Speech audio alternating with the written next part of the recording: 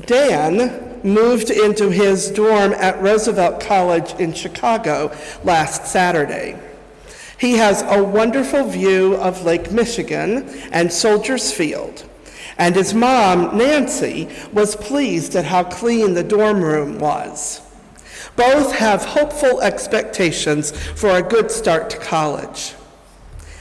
Last Saturday, Lizzie's parents, Doug and Joanne, helped her move into her dorm room at the Cleveland Institute of Music, while her brother helped set up her computer.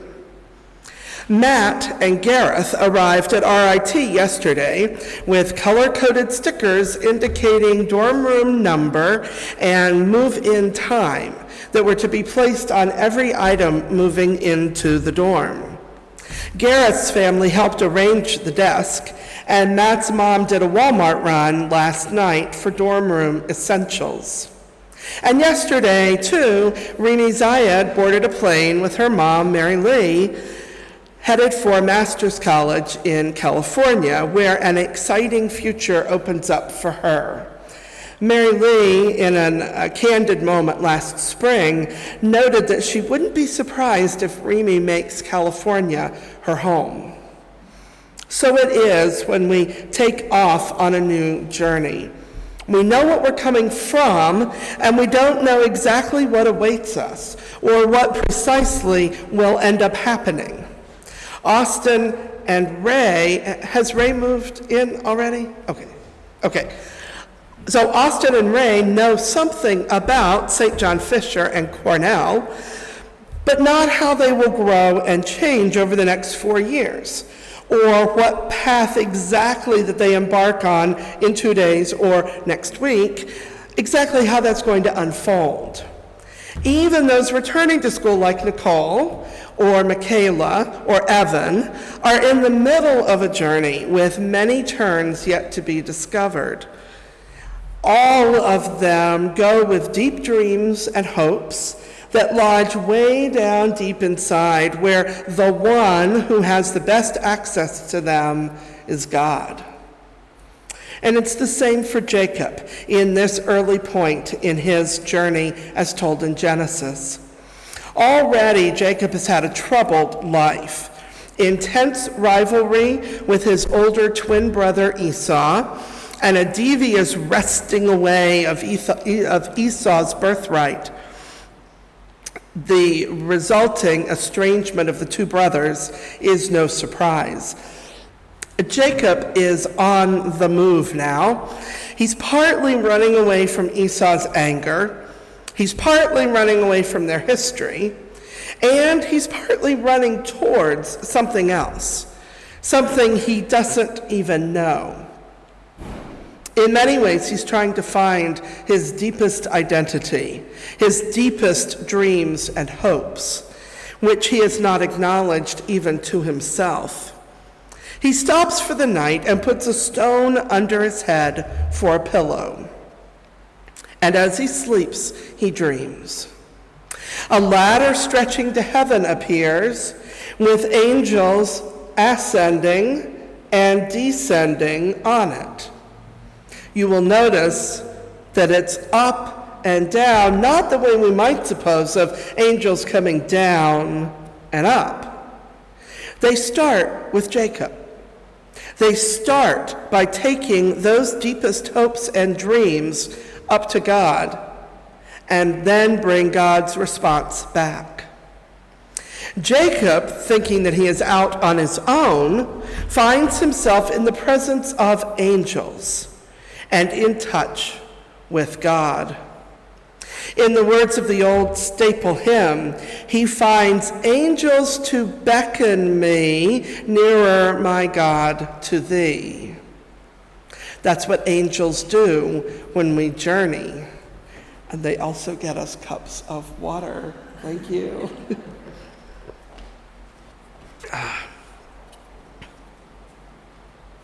Angels beckon us to the places where we will meet God.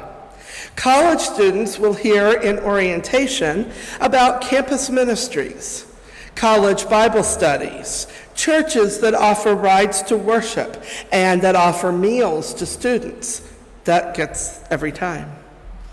God's angels will beckon. As for Jacob, he rises in the morning and recognizes the holy moment that has taken place.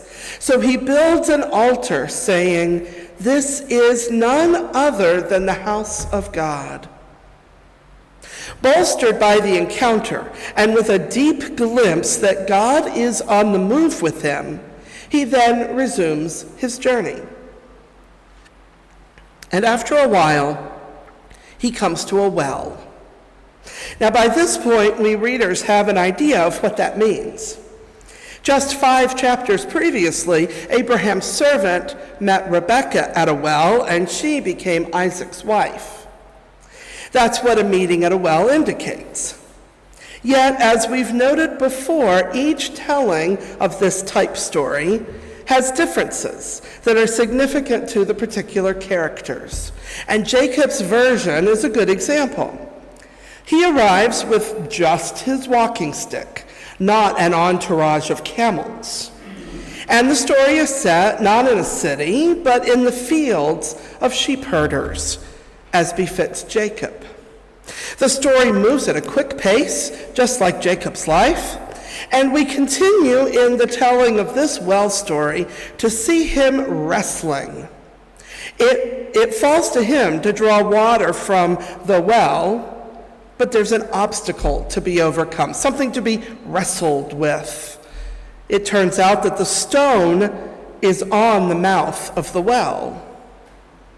Scholar Robert Alter explains helpfully, Jacob, as we already know him, wrestles with his life. He is a man whom we see as the contender, someone who seizes their fate, tackles his adversaries with both hands. The fact that the well is blocked initially also foreshadows the upcoming news that Jacob's marriage to Rachel will be initially blocked as well. So it's fitting that this story has a very personal feel. We see it through Jacob's eyes. It's told very casually and just as he sees things. Jacob loves Rachel above all else, and the time required before he can marry her seems like nothing to him. So strong is his love. This well story in the middle of Jacob's life journey is driven by personal, emotional attachment. The summer has been full of other stories of personal, emotional attachment. Laura Smith got engaged to Rob, and Amanda Klein is engaged to Tyler. And both weddings are slated for a year from now or so. Morgan and Abby and Margie and Lena and others are going into new school years with both excitement and apprehension, as are all the teachers in the schools, including Jean. Some of us have new jobs or new aspects to our jobs. Here at church, we are journeying past the new beginnings of a year ago into deeper personal relationships, as well as new program ideas like the Unity Youth Group meeting regularly every couple of weeks, or the possibility of new creative worship with a Dr. Seuss Sunday or adult education sessions, or whatever it is that we dream up. Whatever that is, whatever unfolds in our journey together, we can be sure that God's angels will take care of our deepest dreams and guide our journey so that we will be met at a nourishing well by God. In May of 2013, I took a Sunday off from my preaching position so that I could preach in a neutral pulpit for the PNC of this congregation. I couldn't tell that church in Irondequoit why I was away because they didn't know that I was searching for a new position. When I finally had a call from you all and could announce the change publicly, the council president said that he figured I would be leaving since I had been off that Sunday finding myself. No, I wanted to say to him, not finding myself, finding God. Or perhaps it was God finding me.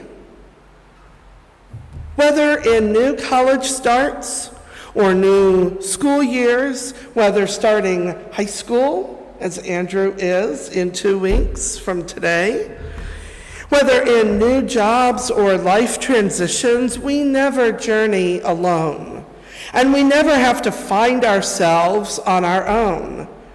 Like Jacob, we are found by angels. We are met by God in our sleep and in our wrestlings, in the places where we are restored and refreshed. Come to the well, and you will find God's angels beckoning you to your deepest self. Amen.